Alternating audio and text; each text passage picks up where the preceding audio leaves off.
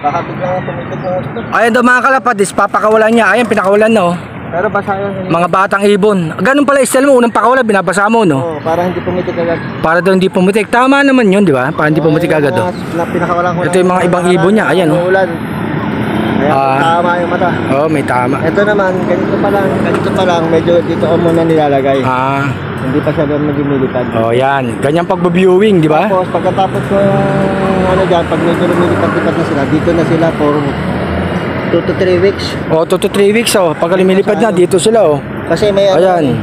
Ganyan. Pag wala akong viewing, pinagagamit ko to sa breeder. Pero inaalis ko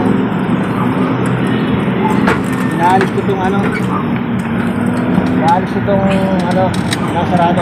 Oh, sinasarado yan, binubuksan oh. Sinasarado para sa viewing. Oh, para sa viewing, ganyan pagbabiewing mga kalapatid siya. Ayan oh, viewing oh. Ang ganda ng loft niya dito sa paligid, kitang-kita mga kalapatid oh. Oh, ang dami yung ibon. Ayan. Ayun yung mga yan naman sa kabila, mga ano naman yan. Pinapractice ko pagkawala ko na sa pag-practice ko. Pabababay ko doon para pumasok. Ang galing ha. Practice talaga. Talagang yung mga ibon niya talaga. Maghapon din sila dyan. Pabababay ko. Oo. Papapasukin ko doon. Kasi nabubuksan ko rin yun eh. Pagbaba doon. Diretso na sa baba. Tsaka pag sanay na sila. Sanay na sila. Yan, katulad na ito. 2 weeks na yung sanay na doon. Kaya yan, pinakawalan ko na ngayon. Oh, ito no. Pag pumitik, minalas, sumabay sa marami kasi mag-ibon. Dahil mag-ibon nga dito eh. Ilang linggo ka nagbabiewing? 2 to 3 weeks. 2 to 3 weeks, nagbabiewing siya mga kalapatid hanggang 1 month. Kita nyo naman yung loob niya mga kalapatid. So, ayan o, isa. ang dami nga, ito daw, ito pa pala, pan-share dito. Ayun pa. Oh. Ang dami pala dito, damayang lagi. Ayun pa, doon. Ayun, yung pa. Ang dami nga oh.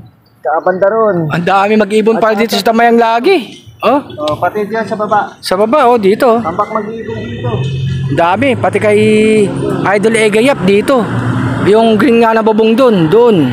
Kay Egayap. Ayan oh. Marami dyan. Ito yung mga ibon niya. Kami ata 30 ang dami yung pan-share dito pala no. Buti hindi nagkakaanuan.